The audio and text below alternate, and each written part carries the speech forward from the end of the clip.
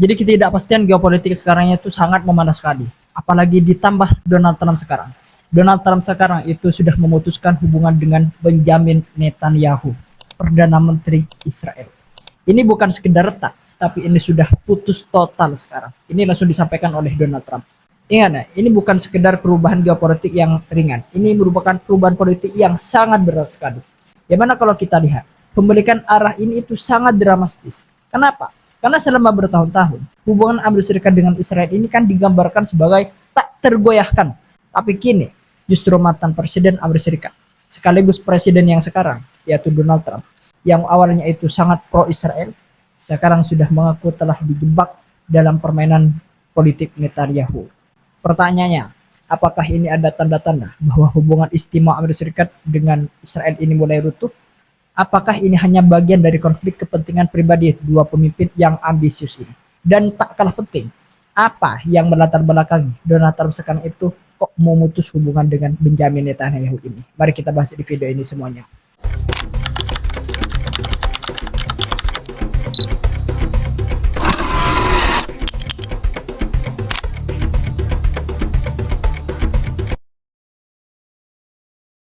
Selama ini ya, hubungan Amerika Serikat dan Israel itu kan bisa dibilang kayak pasangan lama lah, yang udah susah dipisahin. Apapun yang dilakukan oleh Israel, hampir selalu dapat restu dari Washington, dari Donald Trump ini. Baik mulai dari dukungan dana militer miliaran US dollar, hak veto di PBB buat melindungi Israel, sampai pengakuan Yerusalem sebagai ibu kota Israel sekarang. Semuanya itu dikasih sama Donald Trump, sama Washington, waktu dia masih presiden dulu. Tapi sekarang Donald Trump ini berubah. Dramanya mulai kelihatan. Donald Trump, sosok yang dulu kayak pengantin baru, yang bucin sama Netanyahu ini, tiba-tiba sekarang sudah mutusin buat putus hubungan dengan Netanyahu. Dan ini bukan putus biasa, ini putus kontrak, putus diplomasi, bahkan putus rasa percaya lagi. Pertanyaannya, apa yang melatar belakangi dari semua ini?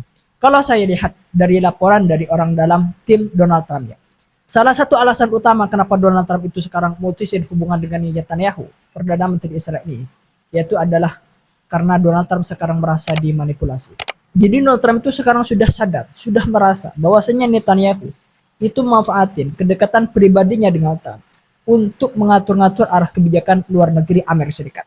Gampangnya gini, jadi seolah-olah Donald Trump itu sekarang itu disetir tanpa sadar untuk terus ngasih apa yang Netanyahu mau.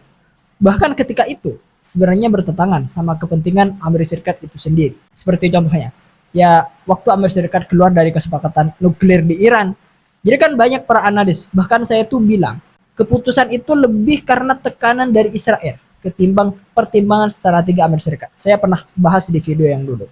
Contoh lagi, Yerusalem pada saat itu yang diumumkan jadi ibu kota Israel. Dunia itu kan geger, heboh. Tapi ternyata Netanyahu ini senyum lebar.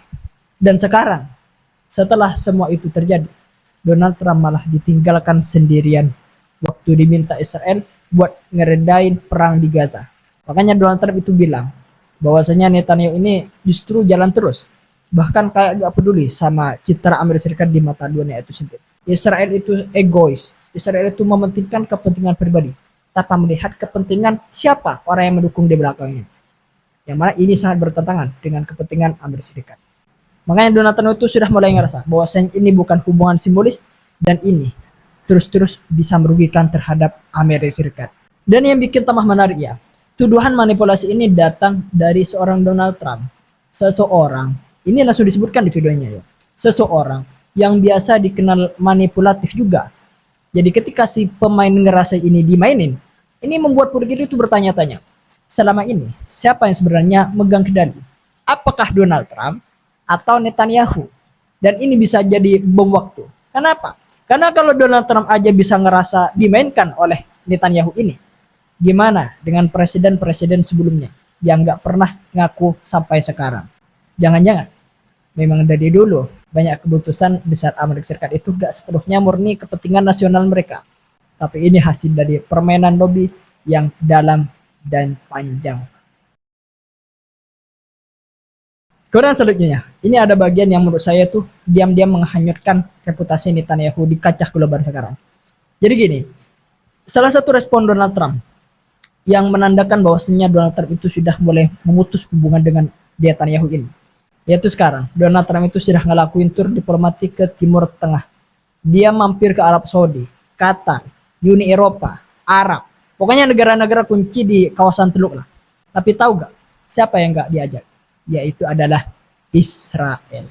Ya. Israel gak diundang, gak dilibatkan, bahkan gak disebut-sebut dalam kunjungan itu. Dan ini sekarang sudah kejadian setelah bertahun-tahun Israel itu jadi anak emas Amerika Serikat. Setiap kebijakan Timur Tengahnya Amerika Serikat. Pada saat Donald Trump itu memimpin yang tahun 2019, waktu itu Donald Trump masih di Gedung Putih. Netanyahu itu kayak selalu ada di setiap meja perundingan Donald Trump. Entah soal Iran, Palestina, atau bahkan kesepakatan dagang. Tapi sekarang, Donald Trump itu banyak bilang, seakan-akan bilang gini, sorry ya bro, mainan ini sekarang buat anak-anak Teluk saja. Lo gak diajak, seakan-akan bilang gitu. Nah makanya ketika saya melihat kunjungan Donald Trump yang ke Teluk ini, tanpa ada Israel, saya tuh melihat bahwasanya inti dan arti dari semua ini, Donald Trump itu secara simbolik sudah mengatakan kalau Israel bukan lagi pemain utama dalam agenda politik Amerika Serikat di kawasan. Sekarang yang diajak ngomong adalah negara-negara Arab. Bukan cuma buat nyari damai, tapi untuk membuat poros kekuatan baru yang bisa saingi pengaruh Tiongkok dan Rusia di wilayah itu. Dan ini bukan hanya sekedar diplomasi saja. Ini sudah kayak downgrade status Israel di mata elit Washington sekarang. Kalau biasanya Israel itu wajib hadir dalam setiap perundingan Amerika Serikat, sekarang malah dicuekin. Bayangin aja, negara yang dulu duduk di kursi utama, sekarang cuma bisa nonton dari luar ruangan. Dari ini semua, Netanyahu itu pasti nyesek banget. Karena selama ini dia ngebangun citra Israel sebagai pusat kekuatan regional, tapi sekarang Donald Trump justru fokus bangun hubungan dengan Saudi dan kawan-kawan. Bahkan ada rumor ya, Donald Trump itu sekarang lagi mendorong normalisasi Saudi-Iran. Nah, kalau itu kejadian, Israel ini makin bingung dong, berdiri di mana? Apalagi sekarang Israel memiliki konflik dengan Iran tidak secara langsung. Jadi Israel itu bingung sekarang, sangat bingung sekali. Sekarang langsung kita bahas tokoh utamanya langsung, Benjamin Netanyahu-nya.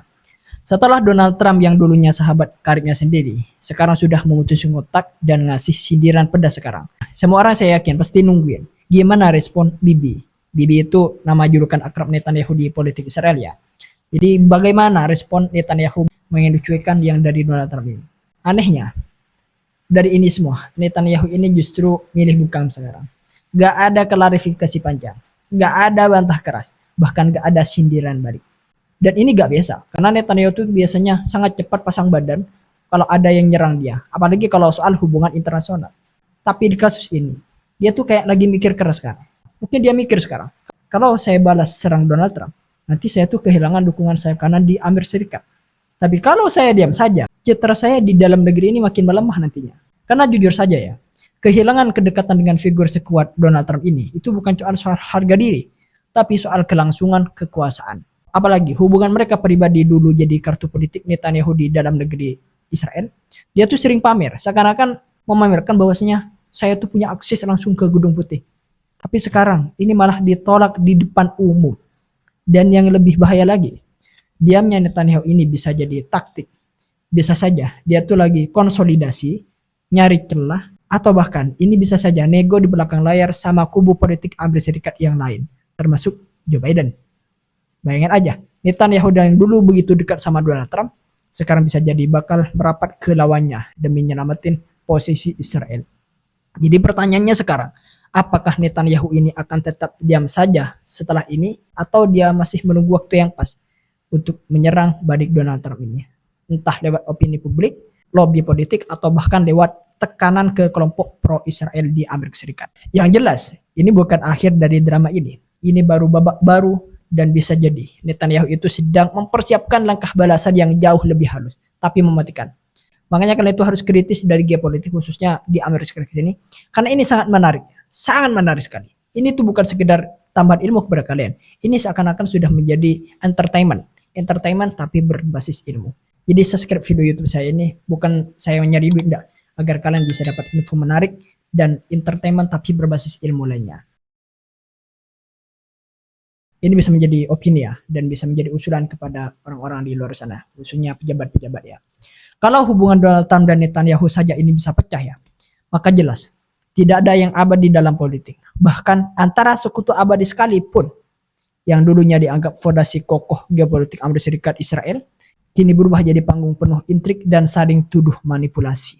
Dan ini bisa jadi sinyal buat negara-negara lain bahwasanya Amerika Serikat tidak akan selalu jadi pelindung, bahkan Israel pun bisa ditinggal nantinya. Kalau terlalu egois dan bermain api, so kalau Donald Trump aja bisa merasa dipermainkan, gimana dengan para pemimpin dunia lain yang diam selama ini? Ingat, politik internasional kadang lebih brutal daripada perang itu sendiri. Makanya Indonesia menurut saya, untuk saat ini mungkin saya tuh sangat setuju, kita tuh jangan berpihak kemana dulu. Kita lihat endingnya nanti saja. Kalau misalkan antara kedua negara besar itu sudah ada yang diyakini kuat dan jelas, maka kita berpihak mungkin bagus lah. Tapi untuk sekarang dengan adanya ketidakpastian geopolitik ini, kita lebih baik netral saja. Bagi kalian yang punya opini, share di kolom komentar. See you next video. Eksklusif.